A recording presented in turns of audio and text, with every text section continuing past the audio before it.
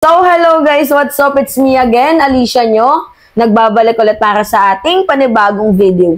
So, ano na lang kaya mga minamahal ang nararamdaman ngayon ni Harry Roque? Dahil sabi niya naman, mga minamahal, hindi niya na daw po ipipilit ang sarili niya na maging lawyer, ICC lawyer ni former President Duterte. Naku po, naglabas na ng sama ng loob itong si Roqueta. Siguro, I think, natauhan na to. Oo, kasi parang yung effort niya, binaliwala ng kampo ni Vice President Sara Duterte. Imagine nyo si Roque pinaghahanap ng bansang Pilipinas. Pero despite na hinahanap siya ng bansang Pilipinas dahil mayroon siyang warrant of arrest sa Senado, despite na hinahanap siya, mga minamahal, nag-effort siya pumunta doon sa The Hague, doon sa The Netherlands, para magpakita ng suporta kay former President Duterte at nagbigay po siya ng kusang loob na maglo-lawyer siya. Pero ano yung nangyari, mga minamahal? Nilinaw ni Vice President Sara Duterte na hindi daw po kabilang itong si Harry Roque sa magiging lawyer, legal team ni former President Duterte. So, masakit yun. Kung ako yung tatanungin kasi bilang kaibigan mo, mas maganda pang marinig yung balitang yan galing sa ibang tao. Kaso yung maririnig ko sa mismong kaibigan ko, galing mismo sa'yo, VP Sara Duterte, na yung ama mo sinusuportahan ko, yung ama mo pinaglalaban ko, yung ama mo talagang nagbubuwis buhay ako, tapos manggagaling pa mismo sa bibig mo na hindi ka parte ng legal team ni former President Duterte. Asikasuhin mo muna yung problema mo bago ka mamroblema ng ibang. Masakit yun. Masakit sobra yun.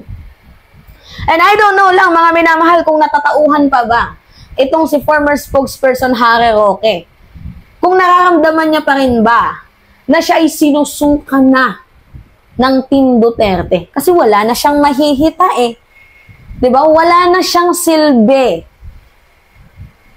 Kasi si Harry Roque, alam niyo naman mga minamahal na totally mayabang naman talaga yan. And I think siguro yung kayabangan ni Harry Roque, one of the reason na din yun kung bakit hindi ata siya sinama dyan sa magiging parte ng legal team ni former President Duterte. At ang sabi pa mismo ni Vice President Sara Duterte, walang ibang gumagawa ng paraan kundi ako lang. Rinig mo yun, Harry Roque?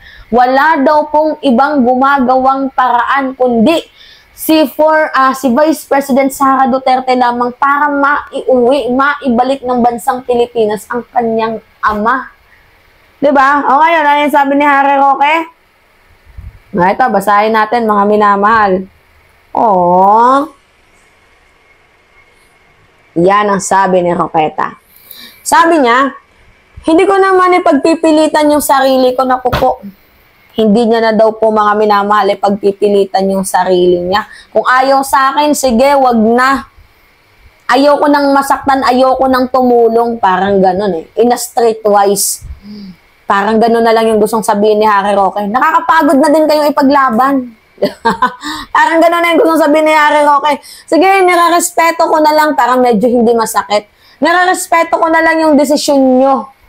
Diba? Nilalakad ko na nga yung asylum ko tapos ganyan pa kayo. Parang ganun eh. Yung gustong i-voice out ni Harry Roque. Hindi ko na ipagpipilitan yung sarili ko. Kung ayaw nyo, edi wag. Diba? Pero pagdating ng panahon, kakailanganin nyo din ako. Or else, baka itong si Harry Roque bumaliktad na. Hindi lang natin alam. Okay, nararespeto na to ni Harry Roque ang hindi pagpili sa kanya ng panig ni dating Pangulong Rodrigo Duterte upang maging parte ng legal team nito sa ICC. Roque says won't force Duterte to choose him as an ICC lawyer. Diba? Ang sakit nun? Yung nirepresent mo na yung sarili mo na ikaw ay magiging isang legal team. Yan o. Nakalagay dyan. Roque set to join Duterte ICC legal team seeking hearing postponement. Sinabi niya pa nga yan, mga minamahal, taas noon niyang pinagmamalaki. Lawyer ako ni Digong, nandito ako, lawyer ako ni Kadigungan. Sabi niya, I cannot come home, I have to defend former President Duterte. Yung kanyang amo daw, kailangan niyang depensahan, mga minamahal. Oh, sa sobra niyang pagdidepensa, tingnan ninyo, hindi siya kinuha. At si Sara Duterte mismo ang nagbulgar. Alam niyo kung manggagaling yan sa ibang tao, posible pa, medyo, ay, toleratable pa mga minamahal yung sakit, matotolerate mo pa. Pero yung manggagaling sa kaibigan mo, nasasabi na, Sara Duterte clarifies Harry Roque not part of the father's legal team. Parang, ang sakit naman nun. 'Di ba? Kasi inintroduce niya na yung sarili niya bilang isang legal counsel eh. Ano yan? Roque is trying to backtrack? 'Di ba? Pero sa totoo lang, mga minamahal, hindi talaga allowed dyan si Harry Roque kasi meron siyang kasalanan sa Pilipinas, yung kanyang status. 'Di ba? Ano yung status niya? Meron siyang warrant of arrest. Meron siyang pending warrant of arrest sa Congress. Kaya nga ako, sana, total, may human trafficking na, tama ba ako? Isinulat ko yan eh. If I am not mistaken, merong human trafficking na kaso, itong si Harry Roque. Tama ba? Nasa na ba yun? Sinulat ko yun before eh. Yung issue ni Harry Roque. Yan. Qualified human trafficking. Merong qualified human trafficking. Last year pa, itong kaso si former spokesperson Harry Roque. Na supposedly dapat nagkaroon na yan ng preliminary stage.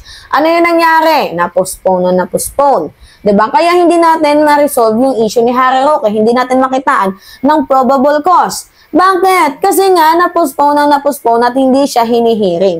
Ang kailangan natin dito malaman mga minamahal, kung guilty ba siya sa korte or hindi, para nang magkaroon ng arrest warrant at nang makansela yung kanyang passport para hindi na siya naglalamyerda kahit saan. Nagigets ninyo, mga minamahal? Pero malaking kahiyan to kay Harry Roque, no? Pero tinanggap niya na. Tanggap ko na, kung ayaw nyo, di wag. Diba? Tinanggap niya na, okay, sige, so be it. Ngayon, Harry Roque, gumising ka na sa katotohanan. Ngayon, Harry Roque, supposedly dapat yung gawin mo, umayon ka na sa tama. Magpakatotoo ka sa sarili mo. Itama mo yung pagkakamali mo habang maaga pa. Habang maaga pa, pwede ka namang humingi ng pasensya, pwede kang humingi ng sa administrasyon, sa mga kasinungalingang ginawa mo. Pwede pa may pagkakataon pa, papatawarin ka ni PBBM, papatawarin ka ng administrasyon, as long as magpakatotoo ka. 'Di ba? Kung sinusuka ka nila, nandito ka, tatanggapin ka namin. Hindi nga lang buo, pero unti-untiin mong ibalik dapat yung tiwala namin sa'yo. 'Di ba? Tanggap niyo ba si Harry Roque? Ako slight lang, 25% lang, kasi ang taksil ay taksil talaga. Pero baka malay mo, magbago. 'Di ba? So, inaasahan namin na dapat sana ikaw ay magbago. Hoping so na magbago na itong si Harry Roque. Total, ay sinusuka ka naman din. Kung sinusuka ka sa kabila, dito papahalagahan ka namin. Magsabi ka lang ng totoo. Alright? So, mga minamahal, yun po. Anyway, it's me again, Alicia nyo, at nagbabalik ulit para sa ating panibagong video. Maraming salamat, mga minamahal.